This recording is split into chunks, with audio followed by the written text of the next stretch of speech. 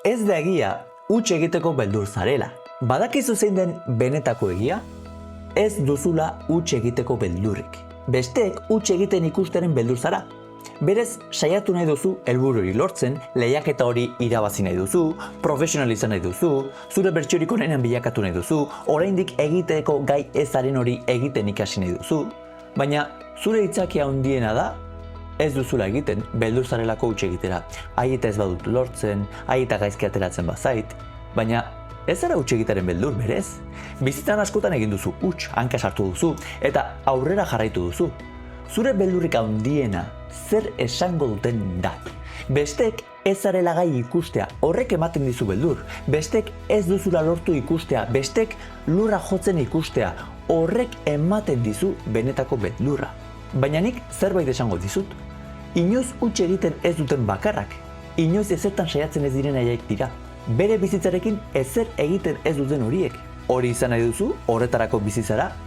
Zeren nik oraintxe bertan ziurtatzen dizut, huts egingo duzula. Gauza asko ez zaizkizula lehenengoan aterako, eta prozesuaren parte dira.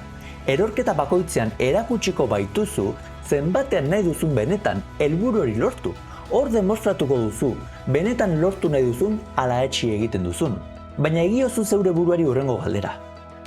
Merezi aldu nahi duzun bizitzari uko egitea, bestek zer pentsatuko beldur izateagatik? Merezi aldu zeure bizitza bakarra besten iritziagatik kondenatzea? Zeren bizitza honetan, inoiz barkatzen ez duen bakarra, denbora da, eta gero eta denbora eta aukera gutxiago geratzen zaizkizu. Eta zein dakizut bizitza honetan behin eta berriro saiatzen ari garenok, ez ditugula zure akatsak epaituko, ez dugula zutaz barre egingo. Hortik pasa garelako eta badakigulako ez duzula nahita huts egin, eta badakigulako bertatik ikasi eta indartu aterako zarela. Zeren akatsa ez da existitzen informazio iturri bezala hartzeko gai baldin bazara. Txarrenetik onen ateratzea horixe da. Txarrenetik onena. Nik miretsi egiten ditut egunero beren ehuneko ematen ahalegintzen diren pertsonak. Egunero ikusten ditut gimnasioan, naiz eta ariketa gaizki egiten aritu, edota behar baino 20 kilo gehiago eduki. Nahi duten etorkizunagatik borrokatzen ari dira. Miretsi egiten ditut. Miretsi egiten dut baita ere, beren lan finkoa utzi eta bere gustuko lanari, proiektuari edo negozioari ekiten duten pertsonak. Miretsi egiten ditut. Baita ere, dena lortu duten eta oraindik eta gehiago lortu nahi duten eliteko kirolari horiek miretsi egiten ditut. Hori baita nire ustez, zure buruan maitatzea, ausarte izatea eta bizitza esprimitzea eta besteentzat esenplu on batean bilakatzea. Zuk nor izan nahi duzu. Zuari zara hautatzen, Denbora eta bizitza badoa. Nik huts egiten dudan bakoitzean ez naiz kastigatzen, ez naiz lotxatzen lehen bezala. Amaitu nuen hori egitetik. Faiatzen dudan bakoitzean, bilatzen dudan horretatik pausu bat gertuago nagoela esaten naiz. Huts egite hori berriro ez egiteko informazio bezala hartzeko gai naizelako gaur egun. Eta horrela lehenago beranduago iritsi egiten naiz iritsi nahi duen leku horretara. Zeren eta nik konfidantza baldin badaukat nire buruarekin, eta baldin badakit ona iritsi nahi dudala. Eta bidean huts egiten badut, esaten naizena da, uste nuen hemendik zela, hau zela bidea, eta ez da, goazen hemendik, baina ona iritsiko naiz. Hau da informazio, hemendik ez da, hemendik ea hemendik den. Baina nik ez badut benetan sinisten ona iristeko gai naizela. Hemen huts egiten dudanean, hasten naiz izaten txarra naizela, frakasatu naizela, ez dudala balio, ez zela iritsiko, eta orduan beste bide bat hartzen dut, eta orduan ez naiz iristen. Baina zergatikan, gehiegi kritikatzen dugulako gure akatsak edo besteen akatsak. Eta tamalez gaur egungo gizartean ez gara asko bizitza horrela jokatzen dugunak, ez bai gara asko iraganean lur jo genuenak, eta gaur egungo gizartean asko zigortzen da huts egitea, gehiegi nire ustez, eta hor bizi gara denok beldurrez, bizi nahiko genuken bizitzaren bila joateko ausarteari gabe. Nik apustu oso gogorra egin nuen kirolari nintzenan, dena txanpon batera jokatu nuen, eta lur jo nuen, eta harrela sentitu nuen, baina lur jotzeak erakutsi zidan, bizitza, beldurrik gabe bizitzen, ausarta izaten, eta horri esker esan nion ezetz irakasle izateari, horri esker ekin nion nire proiektu propioari, eta horri esker sortu dut gaur egun daukadan bizitza hau nire ustez irakasle izango banitza baina askoz hobea, nire ustez. Baina badakit gizartearen gehiengoak ez duela horrela ikusten bizitza, gizartearen gehiengoak ez du bere ametxingatik borroka egiten, ez du inoiz lur jotzen, eta orduan espektadore papera hartzen du gehiengoak. hau da bizitza tokatu zaidana eta kitxo, mesedez, zu ari zara hautatzen zure bizitza. Nik duela 3 urte baiezko eman banion irakaskuntzari, gaur egun irakasle izango nintzen Euskal Herriko ikastetxeren batean. Iraganean hartu zenituen erabakiek sortzen dute zure gaur egungo egoera.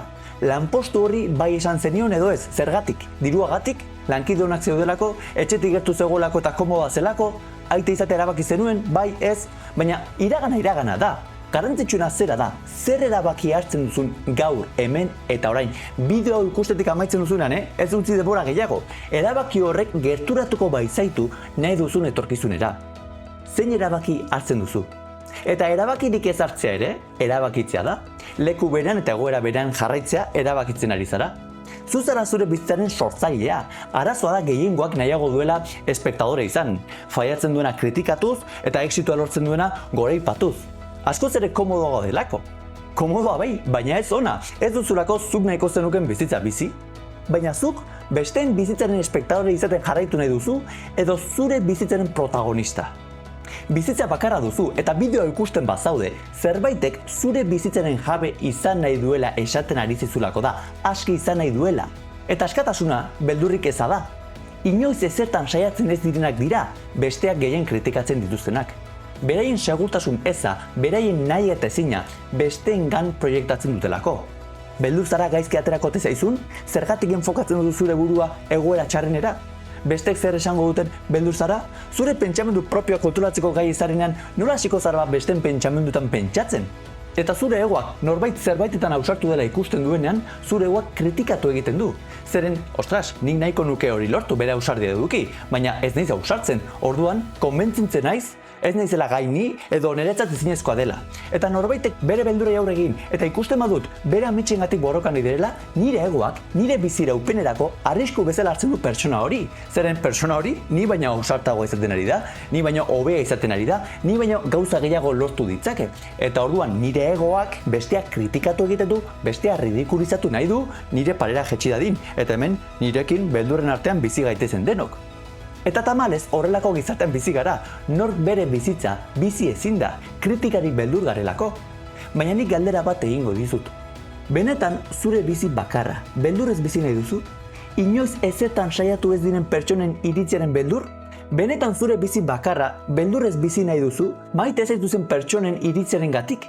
Zeren maite zaituenak benetan, huts egiten duzunean, eskua luzatuko dizu eta animoak emango dizkizu. Eta zutaz barre egin edo kritikatzen zaituenak ez zaitu maite.